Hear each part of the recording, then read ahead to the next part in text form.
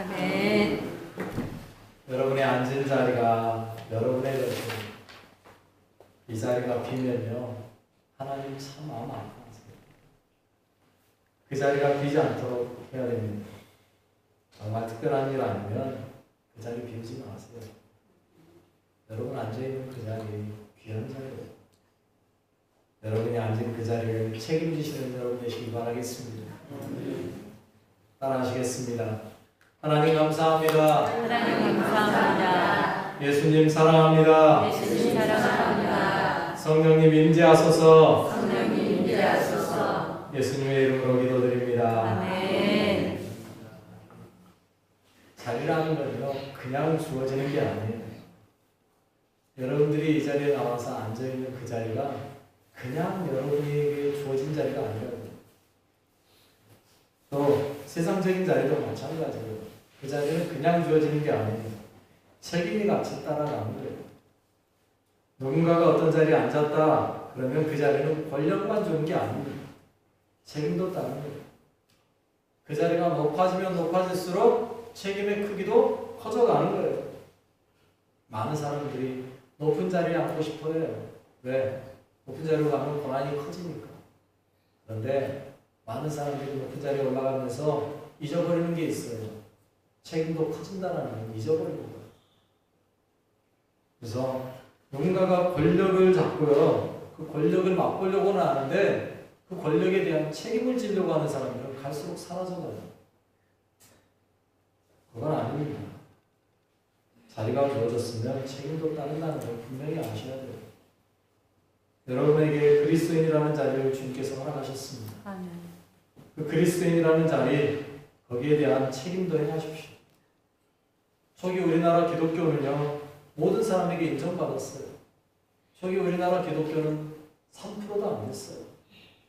그런데도요, 기독교인들이 뭐라고 말하면 사람들은요, 그 말을 따라갔어요. 왜? 기독교인들은 책임을 졌거든요. 요즘은요, 기독교가 욕을 먹습니다.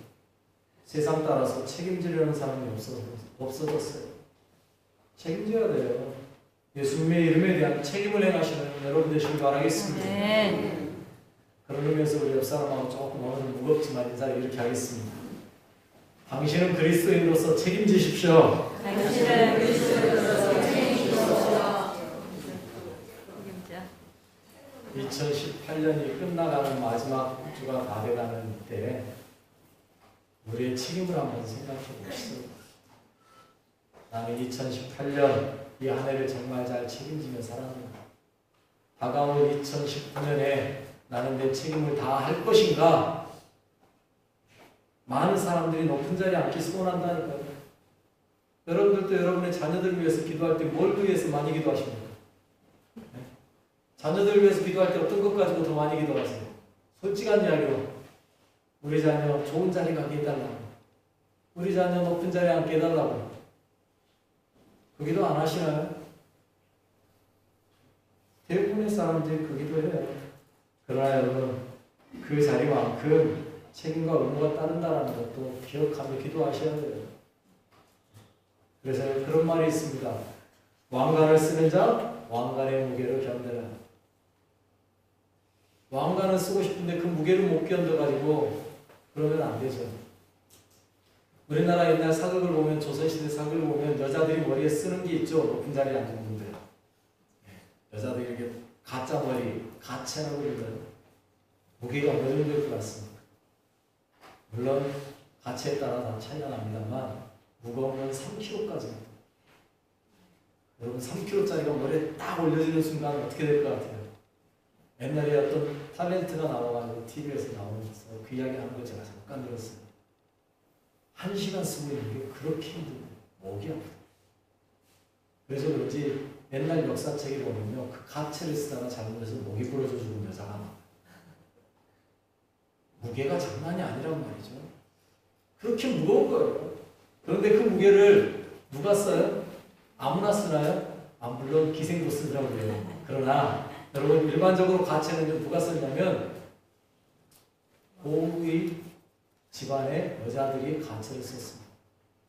그리고 그 가채의 크기가 정해져 있었어요. 지위가 올라갈수록 가치의 크기가 커졌어요. 그 말은 무슨 말이에요? 무게를 지라는 거예요. 책임을 지라는 거예요. 높은 자리에 올라가면 높은 자리로서의 책임을 져야 돼요. 왕관은 마찬가지죠. 왕관의 무게가 얼마나 큰지 아세요? 그 나라 전체를 책임져야 되는 무게예요. 아무나 쓸 수 있는 게 아니에요. 성경에 보면요, 다윗이 라빠를 치고 나서 그 라빠의 성에 라빠에서 왕의 왕관을 뺏어다가 다윗이 씁니다. 그런데 성경에 보면 놀라지 마세요. 그 왕관의 무게가요, 한 달란트라고 이야기했어요. 한 달란트가 몇 킬로라고 말했죠? 잊어버리셨죠? 괜찮아요. 그런 거 기억 안 하셔도 돼요.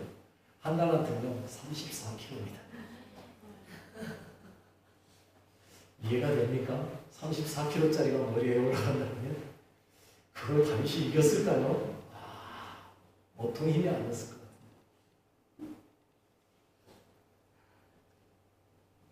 요즘 나오는 말 중에, 요즘 나온 건 아니고 아주 오래전부터 나왔던 말이지만 외국말이에요. 유럽에서 전해진 프랑스어로 노블레스 오블리주라는 단어가 있어요.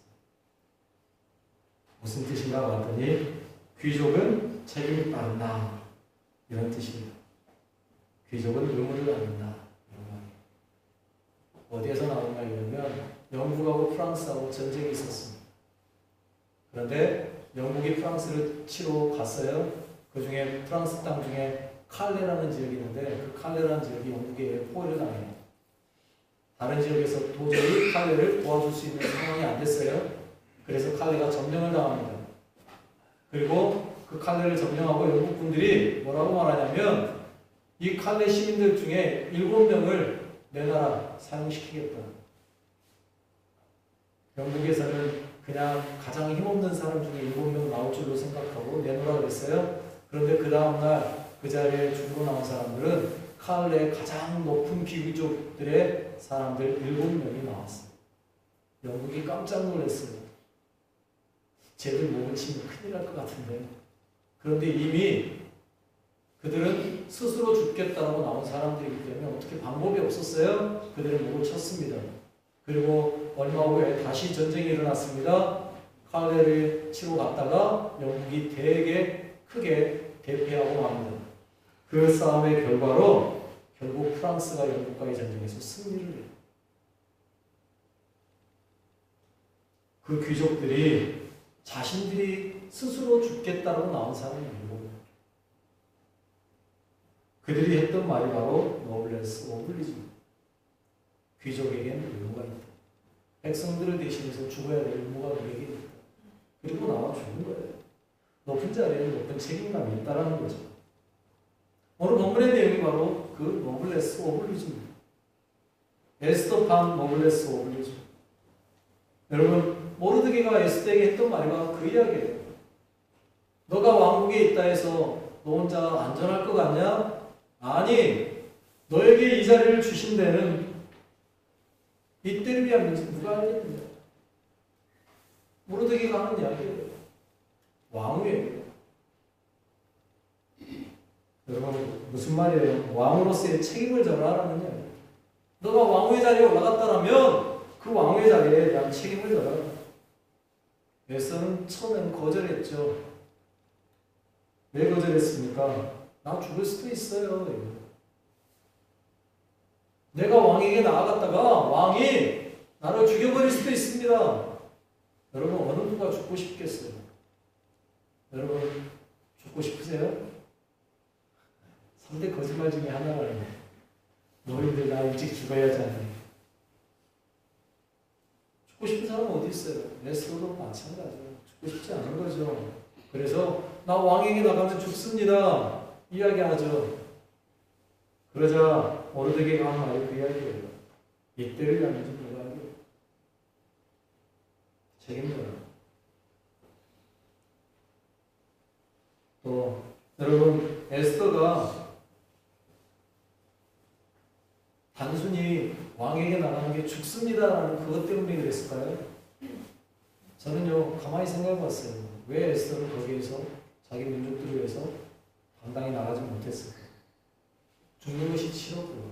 두 번째로는 이런 생각도 들었을 거예요. 난 가만히 있으면 나는 안 죽을 것 같은데. 그러지 않겠어요? 여러분, 에스더는 우리가 지난 시간에 봤지만 유다 사람이라는 걸 밝힌 적이 없어요. 그러죠? 그러니 뭐 그는 안전할 수 있잖아요. 또 설마 유다 사람인 게 밝혀진다 할지라도 어떻게 왕으로 함부로 죽이겠다고 말하겠어요? 그래도 왕인데, 왕궁에 있는 사람인데. 그러니 나는 가만히 있으면 나는 안 죽어. 뭐가 위험해서 설마 왕을 유다인이라는 이유로 죽이겠나? 이런 생각인 거죠. 왕궁은 안전하네. 여러분, 에스더도 사람이라는 거예요. 나만 편안하면 되는 거죠. 이게 일반적인 사람들의 생각이에요. 거기에 대해서 모르드게는 과감하게 지적하는 겁니다. 그 생각을 깨뜨리는 겁니다. 내가 왕궁에 있다고 괜찮을 것 같냐? 그런 생각하지 마라. 하나님은 얼마든지 너 아니고서도 다른 사람 통해 일을 해결할 수 있다. 꼭 너만을 통해서 일을 해결할 수 있는 건 아니다. 그러나 너희가 잠잠하면 너는 망할 것이고 우리는 다른 데를 통하여 구원받을 것이다. 그리고 하는 말이 뭐예요? 너가 왕후의 자리에 오른 것이 이때를 위함인 줄 어떻게 알겠냐?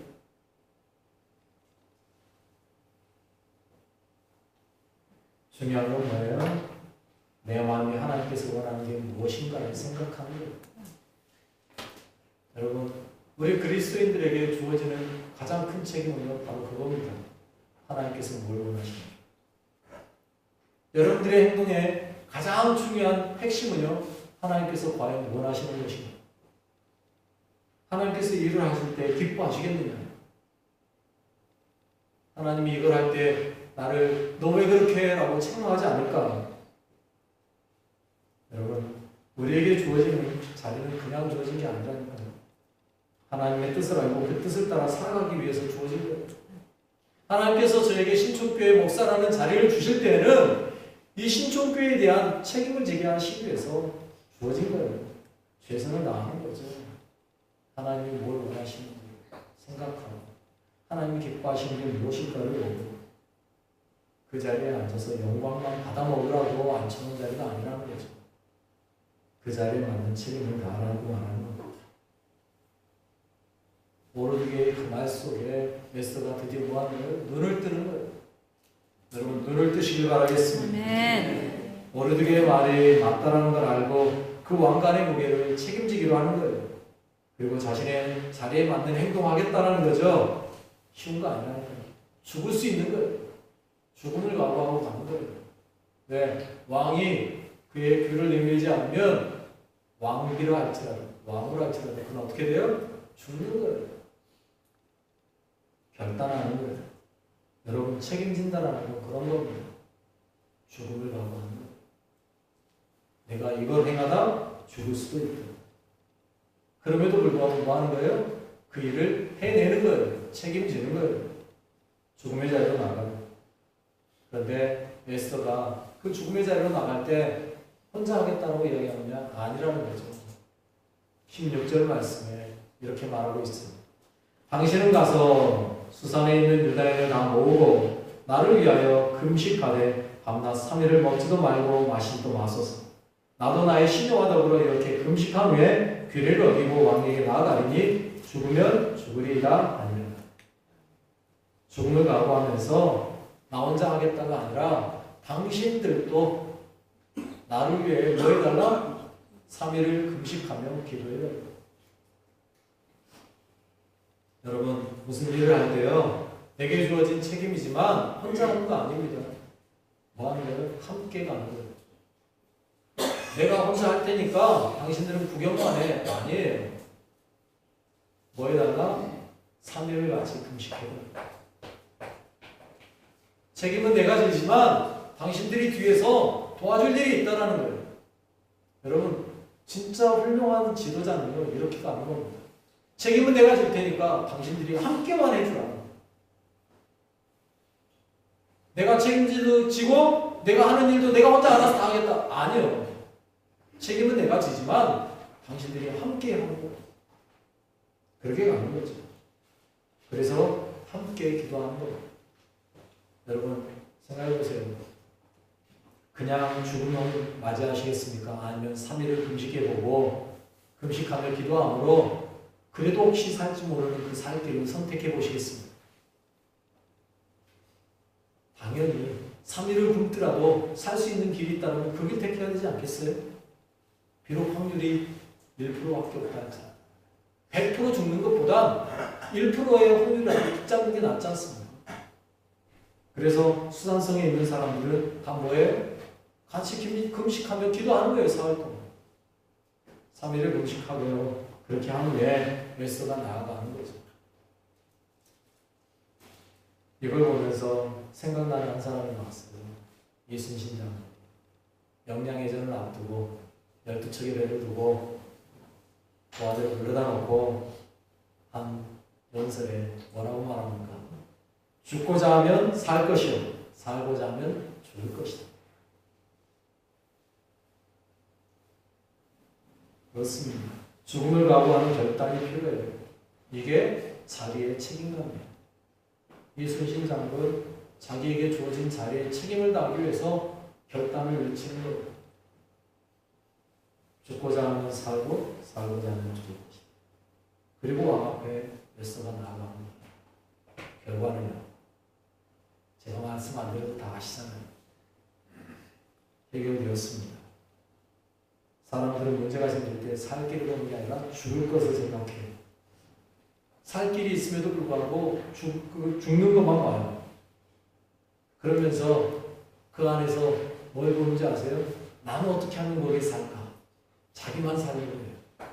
그러다 보니까 전체가 살 수 있는 길을 보질 못해요. 나만 책임져주면 전부가 살 수 있는데 내가 책임지지 않으므로 나만 살고 다 죽어도 괜찮아 하는 그 길을 가요. 사람들이 참 희한해요. 그러다 보니 뭐가 나오는 거예요? 반역이 되는 거예요. 몇 년 전에 암살이라는 영화가 있었어요. 그 영화에서 한 사람의 반역자가 나옵니다. 독립군들이 그 반역자로 인해서 다 죽어요. 그리고 그 사람만 살아남죠. 그런데 사람들이 그가 독립운동했다는 이유로 독립하고 나자 우리나라가 해방을 맞이하고 나자 그 사람이 치안경관으로 우리나라의 모든 치안을 담당하는 자리에 그 사람이 있잖아요. 그런데 그 자리에 죽은 줄 알았던 그 영화의 주인공이 나타나서 그에게 총을 열립니다. 그리고 묻죠. 왜 우리를 배반했느냐. 그 말에 그 사람이 하는 말이 이렇게 되더라고요. 일본이 이렇게 망할 줄 내가 아나. 나는 최소한 내가 살아있는 동안은 일본이 망하지 않을 줄 알았지. 나만 살면 되잖아. 그 이야기예요. 나 사는 동안만 문제 없으면 되잖아. 그 이야기예요. 많은 사람들이 그 길로 가려고 해요. 어떻게 하든 나만 살면 되는 게. 아니, 나만 조금 수고하면 다 살 수 있는 길이 있는데 나만 살 수 있는 길. 그러다가 어떻게 돼요? 다 죽는 거예요. 나의 아니라고 생각하지 마세요. 나의 안전만을 생각하지 마세요. 내가 책임짐으로 모든 사람이 살 수 있다면 그 길을 택하세요. 주님은 그걸 원하셨어요. 자신의 자리에 권리만 생각하지 마세요. 그 자리에 권리가 있다면 그 자리에 따른 의무가 반드시 있다는 사실을 기억하십시오. 우리 주님이 오신 성탄절 이제 진짜 내일 모레예요. 주님이 왜 이 땅에 그렇게 오셨을까요? 주님은 왜 우리에게 성탄의 날을 기념할 수 있는 그날을 맞이하게 하면서 이 땅에 오셨을까요? 주님이 오셔야 될 이유가 있나요? 여러분, 우리 입장에서는 당연히 주님이 와주셔야만 해요. 왜? 그래야 우리가 뭐 할 수 있어요? 살 수 있어요. 구원받을 수 있어요. 그러나 주님의 입장에서는 이 땅에 와야 될 이유가 있나요? 죄송합니다. 하등의 이유가 없어요. 주님은 뭐하고 이 땅에 오세요? 오실 이유가 하나도 없어요. 와서 무슨 좋은 일이 있다고. 주님의 입장에서는 오실 이유가 없다고요. 그런데 그거는 책임지시기로 하신 거예요. 우리 사람을 대신해서 죽으시기로 결정하신 거예요. 마치 토기장이가 자신이 만든 토기를 딱 보고 마음에 안 드신 거예요. 그러면 뭐 하면 돼요? 여러분, 그릇을 만들다가 그릇이 마음에 안 들면 뭐 하면 되죠? 에레미야서에 나온 대로 만들던 그릇이 잘못됐으면 다시 부숴서 다시 만들면 돼요. 그런데 주님은요, 그렇게 안 하셨어요. 어떻게 하는지 아세요? 자기 마음에 들지 않는 그릇이라고 다시 부숴버리고 다시 만드신 게 아니고요. 자신이 토기가 되어서 오셔서 직접 깨지셨어요. 그리고 다른 토기들을 뭐하게 만들었어요? 마음에 들게 만들어 놓으셨어요. 말이 안 되는 게 아니죠. 여러분, 토기장이에게 토기는요, 불평할 게 없습니다. 뭘 불평해요, 우리가? 왜 날 이렇게 만드셨습니까? 라고 말할 수 있나요? 아는 그런 자격이 우리에게는 없어요. 그런데 주님은요, 직접 자기가 토기장이면서 토기가 마음에 안 드신 거예요. 왜 이렇게 안 이뻐? 왜 이렇게 마음에 안 들어? 왜 이렇게 빛이 이래? 방법은 간단해요. 간단하게 들고 그릇을 망치로 한 대 딱 때려서 깨트려 없애면 돼요. 지금도요, 저 강진이나 부안 쪽에 가면요, 깨진 파편 토기들이 그렇게 많이 나와요. 거기에 강화태가 있었기 때문에. 깨트려 없애면 된다고요. 그런데 주님은 깨트려 없애지를 않았어요. 어떻게 하셨어요? 자신이 직접 오셔서 우리를 대신해서 자신이 스스로 깨지신 거예요. 죽어주신 거예요. 왜요? 책임지시기 위해서. 하나님은 책임을 그렇게 지시더라고요. 자신이 죽으심으로 모든 일들을 뭐 했어요? 살려내셨어요. 아, 네. 무서운 책임감이에요. 저는요, 주님이 우리에게 그걸 요구하지 않은 것만으로 참 감사해요. 네가 대신 죽어! 이렇게 말씀하지 않는 것만으로도 참 감사해요. 신촌교회 성도들을 살리기 위해 목사 네가 죽어라. 저에게 그렇게 말씀하시지 않았어요. 나를 대신해서 오히려 주님이 대신 죽어주셨어요. 무서운 책임감을 가지고 있어요. 그런데 우리는 그 정도 책임감을 요구하시지도 않아요. 그냥 단순하게 내가 기뻐하는 일이 뭔가 좀 생각해봐. 주님 우리에게 그 이야기 하세요. 주님은요, 우리에게 이 자리에 앉아있는 그것으로 기뻐하세요. 그리고 우리에게 앉아있는 그 자리에 책임을 지라고 합니다. 여러분의 자리에 책임을 좀 지십시오. 여러분의 자리에 만족하지 마시고 그 자리에 앉아있는 여러분의 책임을 감당하십시오. 왜? 옆자리가 비어있잖아요. 그 자리 채우는 게 여러분의 책임입니다.